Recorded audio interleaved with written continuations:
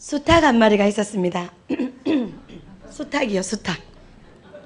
닭이 우는 것은 그의 일과에서 가장 평범한 일입니다. 숨을 쉬는 것과도 같은 그런 것이 닭이 우는 것입니다. 어느 날 하루는 닭이 목이 좀 많이 아팠어요. 오늘은 목도 많이 아프고 몸살 기운도 있고 오늘 하루만 안 울고 그냥 좀 쉬면 안 되겠나. 닭 울음소리 기다리는 사람이 어디 있어서 내가 굳이 이렇게 매일같이 울어야 될까. 오늘은 그냥 하루 안 울고 목도 아프고 하니까 좀 쉬어야 되겠다 라고 생각하고 이렇게 있으려고 하니까 왠지 모를 마음의 부담감과 꼭 해야 될 일을 안 한 것 같은, 화장실 갔다가 뒤에 안 닦고 나온 그런 찝찝한 기분이 들어서 그냥 울고 들어오자 하고 둥지를 뒤로 하고 지붕으로 올라갔습니다. 꼬꼬댁 하고 닭이 울었습니다. 그날따라 꼬꼬댁 소리가 명쾌하지 못했어요. 목이 아파가지고. 그랬는데 길 건너에서 한 청년이 나무를 붙잡고 웁니다. 선생님께서 하신 말씀이 생각이 나서 눈물이 멈추지 않습니다. 오늘 이 밤 닭이 2번 울기 전에 내가 3번 나를 부인하리라. 만약 그 수탉이 오늘 목도 안 좋고 컨디션이 안 좋아가지고 그냥 쉬었다면 베드로의 회개의 순간이 어떻게 되었을까요? 오늘 본문 말씀은 우리가 너무 잘 아는 말씀입니다. 하나님께서 사울 왕을 버리시고 이새의 아들들 중에서 이스라엘을 다스릴 새 왕을 선택하는 순간입니다. 국가적으로 유명인사인 사무엘 선지자가 일개 한 가정인 다윗의 집으로 제사를 드리러 오겠다고 이야기했습니다.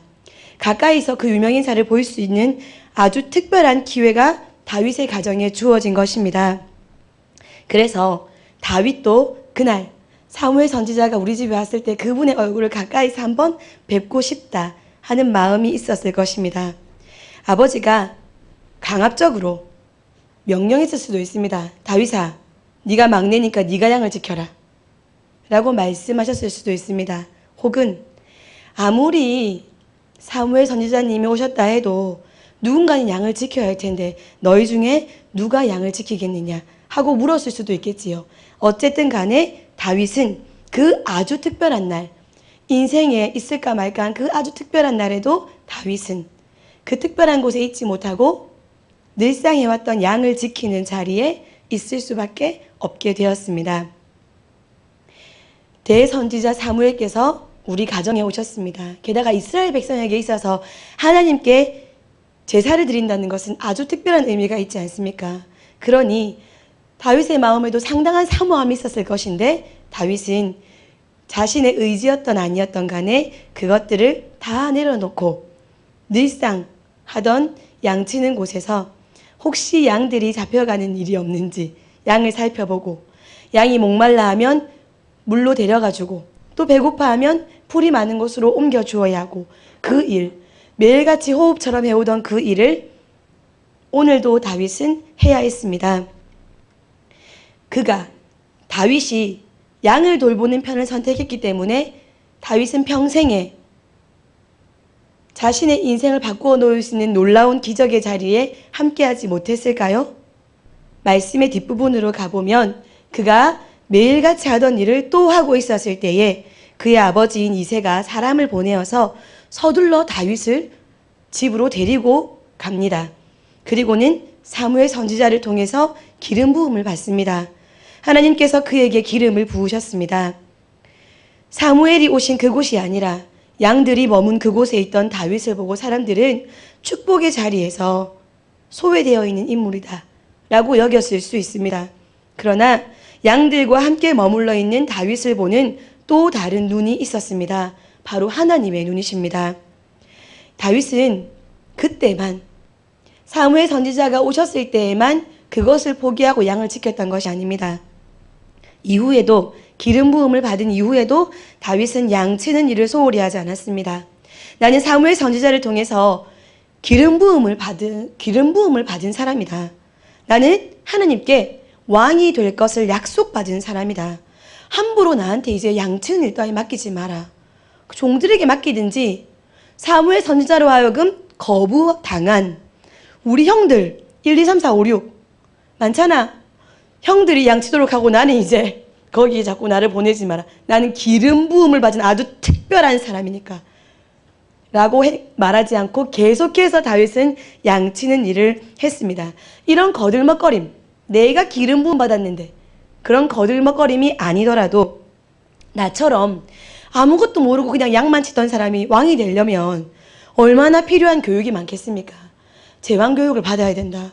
나는 글자도 배워야 되고 전쟁하는 것도 배워야 되고 내가 할 게 얼마나 많은데 지금 양치면서 앉아있을 시간, 허비할 시간 없다 라고도 충분히 생각할 수 있을 것인데, 다윗은 양치는 일을 다른 사람에게 맡기지 않고 자기에게 주어진 일을 성실하게 끝까지 감당했습니다. 뿐만 아닙니다.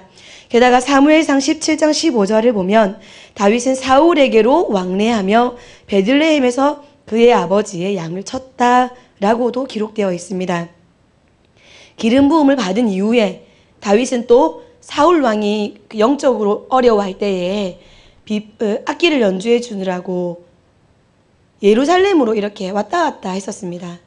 그때에도 다윗은 양치는 일을 소홀히 하지 않았습니다.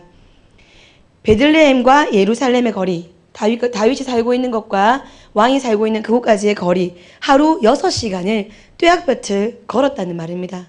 게다가 내가 왕을 돕는 일을 하고 있으니 내 몸도 소중히 다뤄야 된다. 내가 연주했다 하면 왕 갑자기 완전 효과 있거든요. 근데 컨디션 조절 잘해야 되거든요, 내가.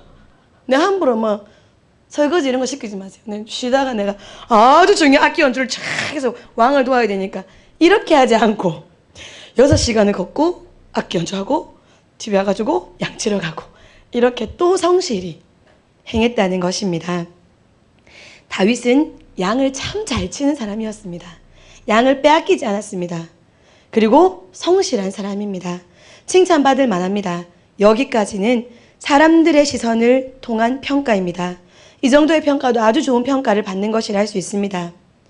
사람이 보아도 그의 성실함에 신뢰가 가는데 하나님이 보시기에는 어떠셨을까요? 성경을 통해서 하나님은 이스라엘 백성들을 가리켜서 양떼라는 표현을 자주 사용하십니다. 특별히 시편 78편 52절에서 그가 자기 백성은 양같이 인도하여 내시고 광야에서 양떼같이 지도하셨도다라고 말씀하고 있습니다. 그 같은 시편 78편 70절 이하를 내려와서 보면 또 그의 종 다윗을 택하시되 양의 우리에서 취하시며 전양을 지키는 중에서 그들을 이끌어내사 그의 백성인 야곱 그의 소유인 이스라엘을 기르게 하셨더니 이에 그가 그들을 자기 마음의 완전함으로 기르고 그의 손의 능숙함으로 그들을 지도하였도다. 하나님 보시기에 양떼 같은 이스라엘 백성을 양을 참 잘 지키는 능숙함과 성실함으로 양을 참 잘 지키는 다윗의 손에 맡기셨다라고 시편에서 말씀하고 계십니다. 맡겨진 일에 성실히 행할 때에 하나님은 그를 신뢰하시고 그에게 하나님의 사람들을 지키고 돌보고 먹이고 가르치는 일을 맡기십니다. 하나님의 눈은 사람이 보는 눈 이상의 것을 보십니다.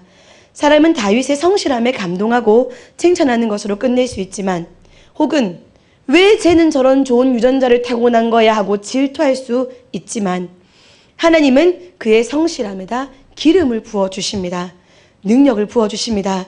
그리고는 하나님의 일을 맡기시고 그 일을 잘 감당할 수 있도록 끝까지 책임지시고 이끌어 가십니다.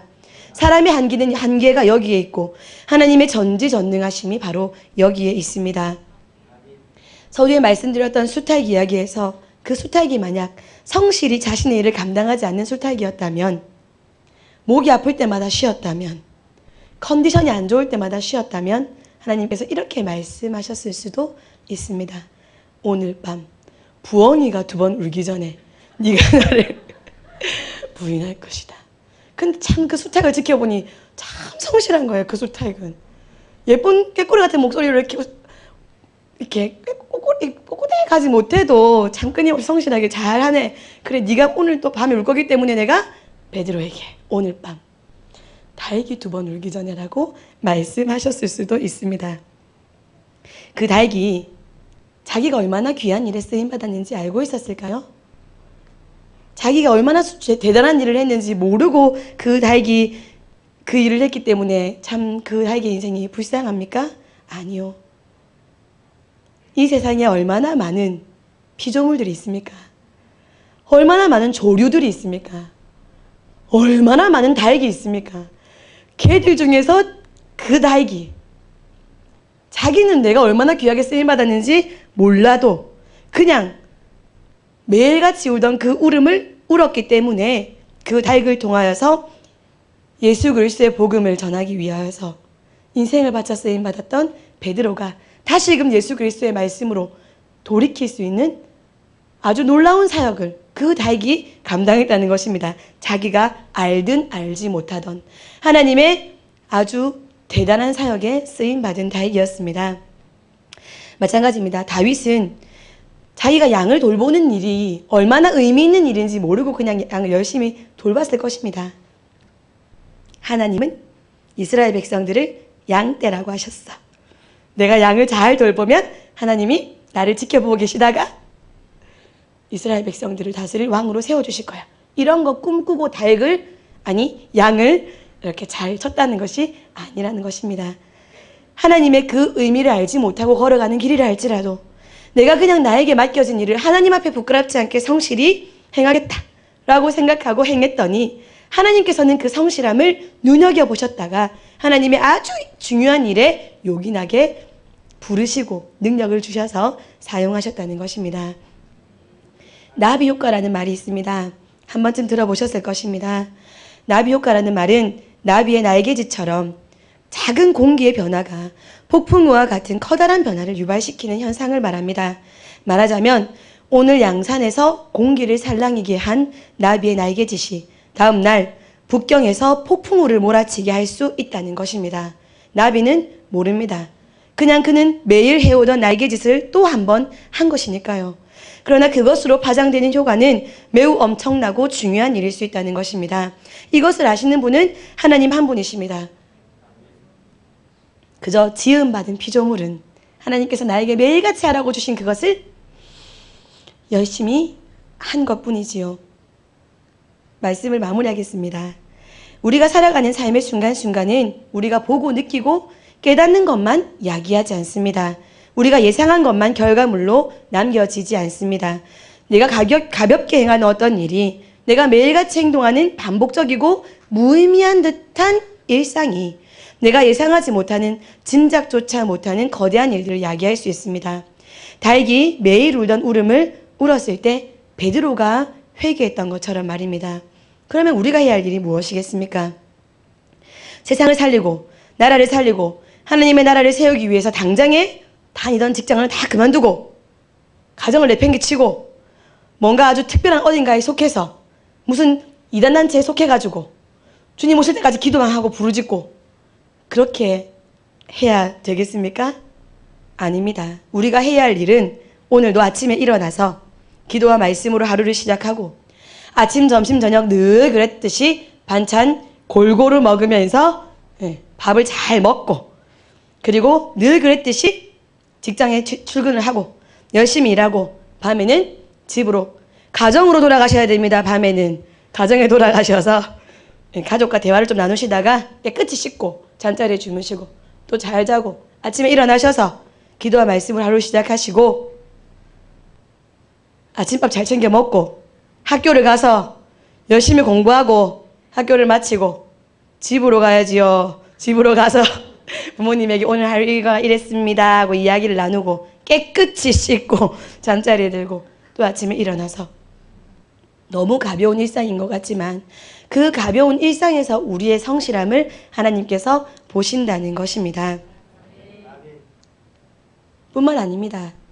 제가 우리 중고등부 학생들이 참 제가 담당 교역자라서 말씀드리는 것이 아니라 방학하기 전부터 마지막 기말고사가 끝나고부터 매일같이 교회에 나와서 뭐 저런 걸 매일같이 연습을 했다고? 해보시면 깜짝 놀라실 것입니다. 얼마나 어려운 댄싱인지. 안 해보시고 보시니까 저 일주일이면 될 것 같은데 말씀하실 수 있겠지만 아니요. 지금 오늘 오후 낮까지도 얘들이 이렇게 열심히 방학하기 전부터 열심히 연습을 해서 하나님께 영광을 돌리고 우리 성도님들 앞에서 이렇게 특송으로 했습니다. 이 아이들의 성실함을 하나님께서 보셨을 줄 믿습니다. 뿐만 아닙니다. 단기 선교 우리는 대다수가 보내시지요. 가시는 분들은 지금 하루 종일 교회 사역하시고 거기서 영향력을 끼치기 위해서 안 되는 몸으로 열심히 댄싱을 하시고 무언국도 연습을 해야 되고 또 기도회도 하시고 교육도 받아야 되고 또 엄청나게 준비하고 계십니다. 잘 모르시지요? 우리는 찬양이 끝나면은 안녕히 가세요 하고 그냥 가면 그만이지 않습니까? 성실함으로 하나님의 일을 열심으로 감당하고 계시는 분들이 계십니다. 우리는 보지 못하는 곳에서 그분들이 성실함으로 행하는 것을 하나님은 지켜보고 계실 것이고 우리의 능력으로야 얼마나 영향력을 끼칠 수 있겠습니까? 하나님께서 그곳에 기름을 부어주시고 능력으로 부어주시니 그 사역이 놀랍도록 하나님의 선한 영향력을 끼치게 될 줄 믿습니다. 하나님의 섭리를 우리를 통해 하나님께서 이루시기 위해 하나님은 성실한 사람을 찾으십니다. 오늘은 중고등부 헌신 예배로 하나님께 드리고 있습니다. 사랑하는 중고등부, 학교 열심히 다녀라, 공부 열심히 해라. 흔히 듣던 말로 듣지 마십시오. 우리가 믿고 있는 우리 하나님은 성실하신 분이십니다. 성경에는 이런 말씀이 있습니다. 땅에 머무는 동안 우리는 그의 성실을 먹을거리로 삼는다. 우리 하나님의 성실하심이 아니라면 우리는 먹을거리가 없다는 말입니다. 하나님께서 주관하시는 모든 땅의 소산물들과 하늘에서 내려오는 것들이 끊어진다면 우리는 먹을거리가 없는, 먹지 못하면 내일 안녕하십니까 할 수 없는 연약한 인간이지 않습니까? 우리는 하나님의 성실을 먹을거리로 삼는 하나님의 자녀입니다. 하나님은 그의 일꾼들을 찾으실 때에 아버지를 꼭 닮은 성실한 자녀에게 맡기십니다. 능력을 가지고 있는 자녀, 1등급인 자녀, 키가 큰 자녀, 목소리가 예쁜 자녀, 찬양 잘 부르는 자녀, 날씬한 자녀, 예쁜 자녀, 요런 자녀, 모르지요. 필요에 따라 찾으실 수 있지만은 성실한 아버지를 꼭 닮은 성실한 자녀를 찾으시고 기름을 부으시고 일을 시키십니다. 성령의 능력을 부어주시면서 하나님의 일을 맡기십니다. 그리고 잘하나 어디 한번 지켜보자 하고 결과물을 내놓아라 하시는 분이 아니라 끝까지 함께 하시며 필요한 것들을 채워주시는 분이 우리 성실하신 하나님이십니다. 성실합시다. 중고등부 학생들 성실합시다. 사랑하는 성도님들 성실합시다. 하나님께서 기억하십니다. 지켜보고 계십니다. 그 성실함을 하나님의 생명을 낳는 것에 사용하실 수 있는, 하나님을 위해 성실하실 수 있는 우리 사랑하는 새벽교회가 되었으면 좋겠습니다. 기도하겠습니다.